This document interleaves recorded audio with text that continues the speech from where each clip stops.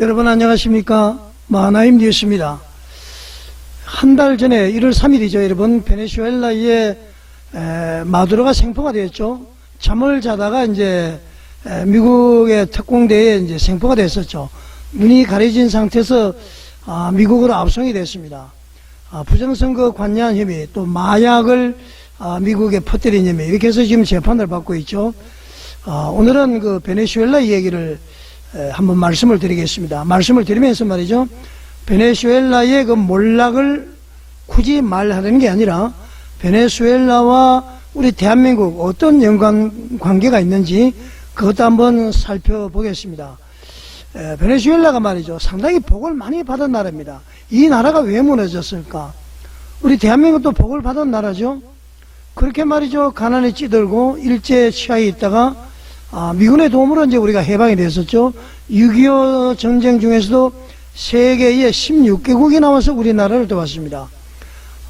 특히 이제 우리 대한민국을 이렇게 부강하게 된 것은 아마 김진홍 목사님이 말씀했듯이, 저도 이제 누차 얘기를 했습니다만은, 우리 애국가에 하나님이 보호하사 우리나라 만세, 하나님이 보호하시는 나라인데 우리나라가 망할 리는 없겠죠. 그러나 이런 이제 고통이 따르는 것은 베네수엘라를 보면서 우리가 왜 그런 고통이 따르는지 한번 살펴보겠습니다. 자, 우선 그러면은 베네수엘라가 어떤 나라인지 도표를 보면서 잠깐 한번 말씀을 드리겠습니다. 자, 여러분, 여기 이제 나와 있듯이 베네수엘라는 말이죠, 미국 중남미라고 그러죠. 미국하고 브라질, 콜롬비아 사이에 여기에 지금 위치가 되어 있습니다. 수도는 이제 카리카스고요.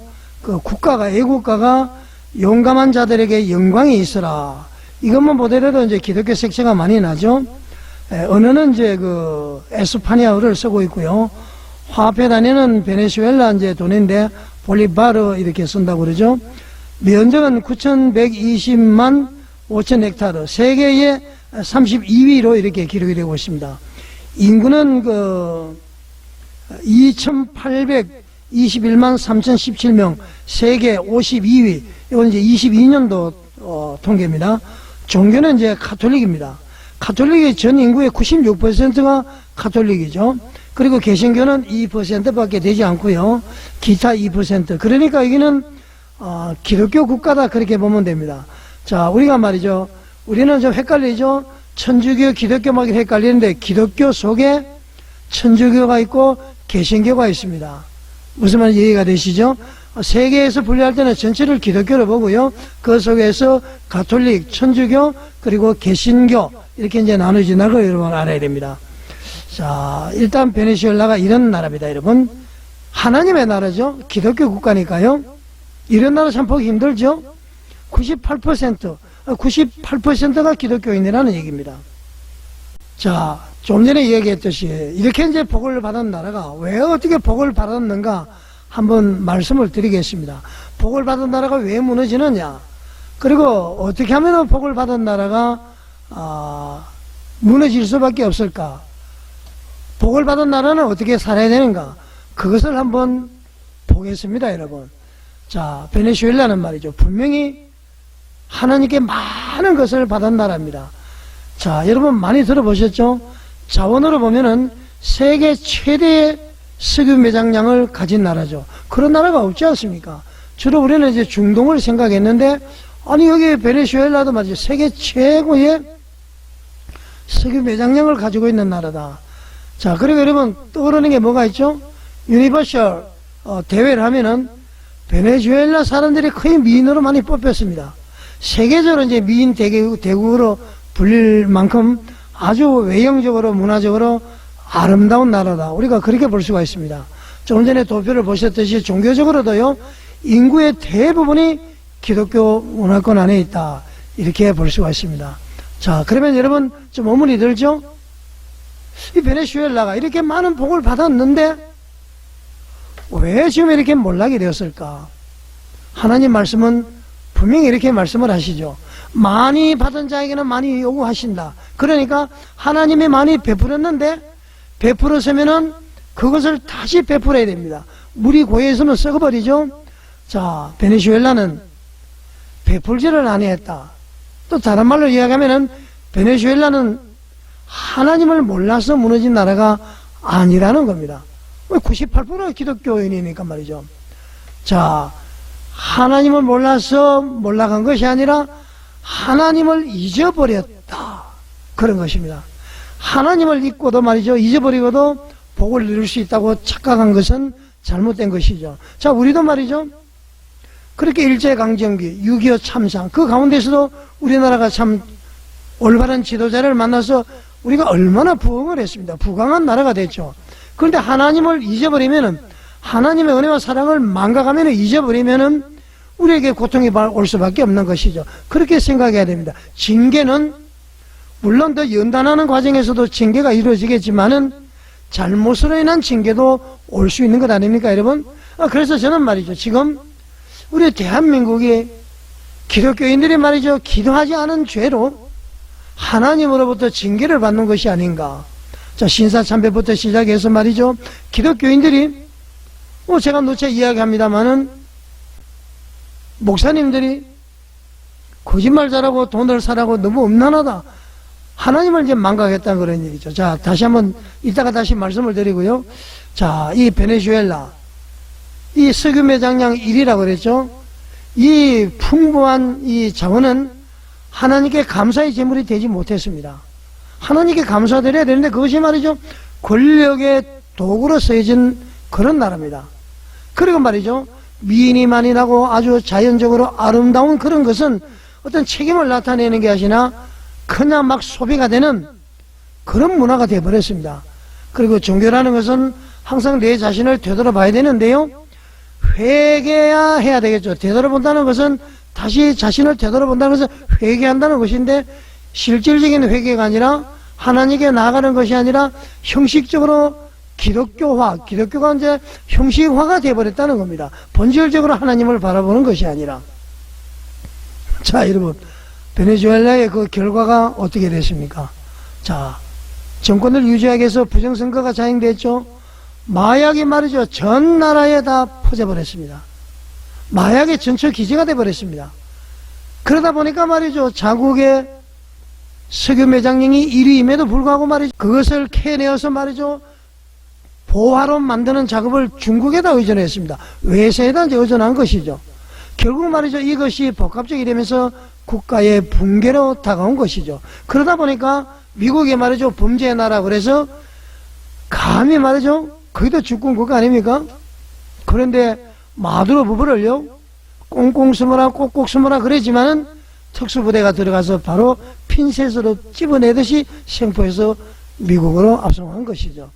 자, 여러분, 그러면은 이 베네수엘라에서 말이죠, 그 시선을 우리 대한민국으로 한번 옮겨보겠습니다. 아까도 제가 잠깐 언급을 했습니다만은 우리 대한민국 역시 말이죠, 여러분, 결코 평범한 나라가 아니죠. 자, 베네수엘라는 다르게 우리는 자원은 부족했습니다. 또 전쟁 폐허에서 말이죠, 기적 같은 회복을 경험했습니다. 자원은 부족했지만은. 그리고 우리 민족이 말이죠, 뛰어난 민족입니다. 교육, 자녀들에게 내가 못 배웠으니까 자녀들은 가르쳐야 되겠다. 문명 대출 1위입니다. 그리고 인재 양성을 했고 말이죠, 문화적으로 영향력을 점차 확대하고요, 무엇보다도 중요한 것은 신앙의 자유를 풍성히 누려왔습니다. 미국에서 선교사들이 와서 한국 사람들이 좀 뛰어난 두뇌를 가지고 있지만은 게으르고 해서 말이죠, 검주 술 먹지 마, 담배 피우지 마, 노름하지 마, 축첩, 자기 일부 일체해야 되는데 첩을 삼지 마, 이 네 가지를 금기했습니다. 이 그 윤리 도덕적인 면에서 철저하게 한국교회가 중심이 됐죠. 그래서 한때는 우리 한국교회가 말이죠, 이 상당히 대국민 신뢰도가 높았습니다.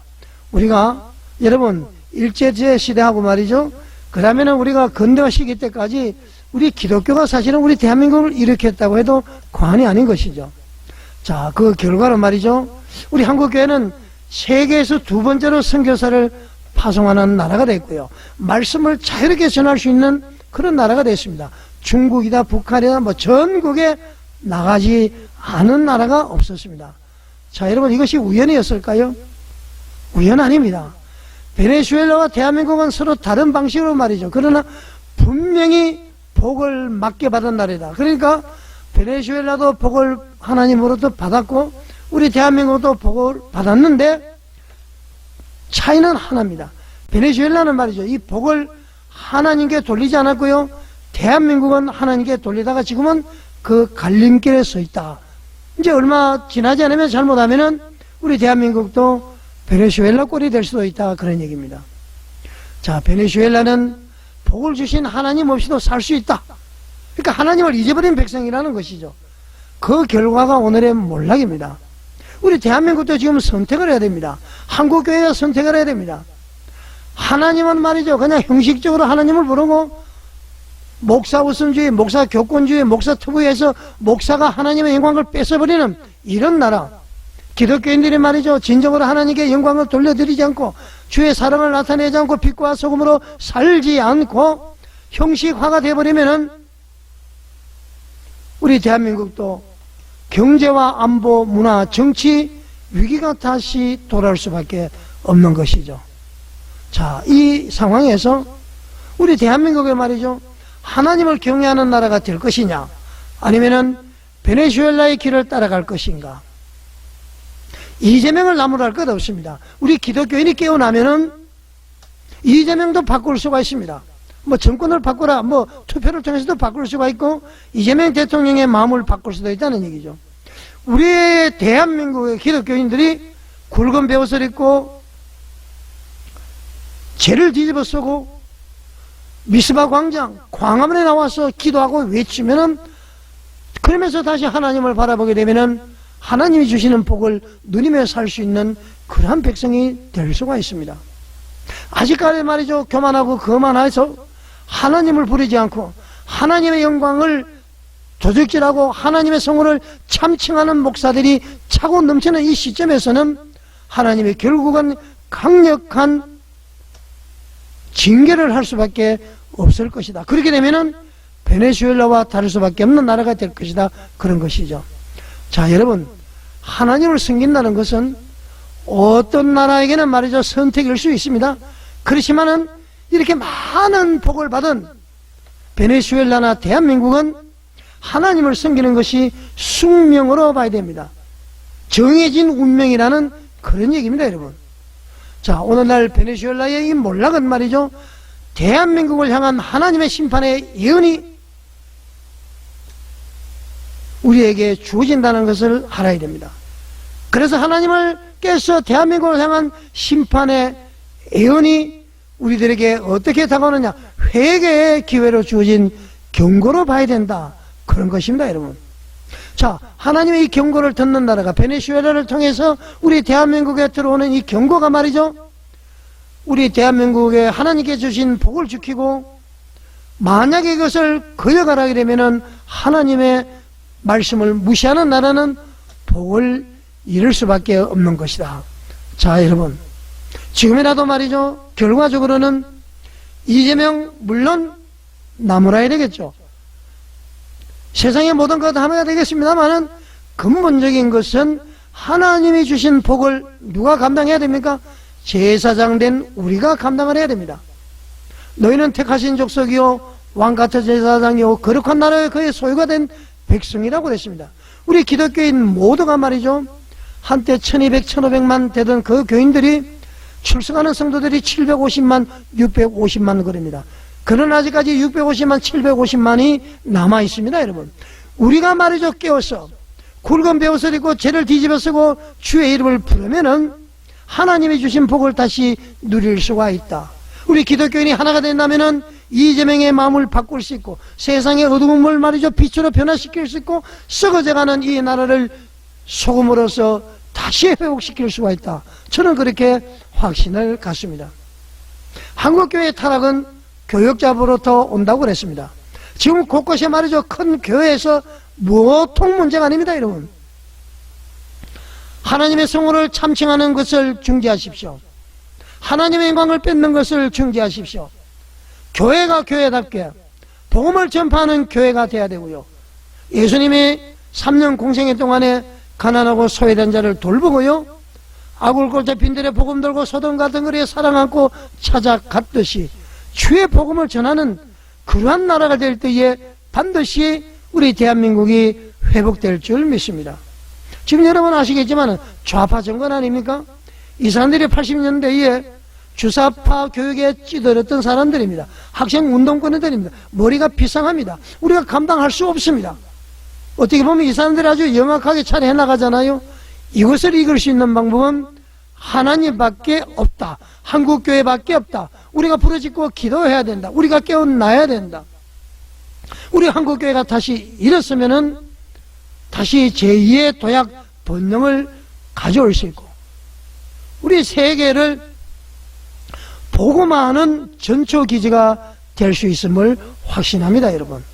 자, 여러분 마하나임 뉴스에 공감해 가신다면은 구독과 좋아요, 알림 설정 그리고 댓글로서 여러분의 의견을 남겨주십시오. 베네수엘라와 같은 나라가 되지 않으려면은 복을 받은 우리 대한민국이 한국교회 다시 일어나서 빛과 소금으로 살아가는 저와 여러분이 되시기를 바라겠습니다. 시청해 주셔서 감사드립니다.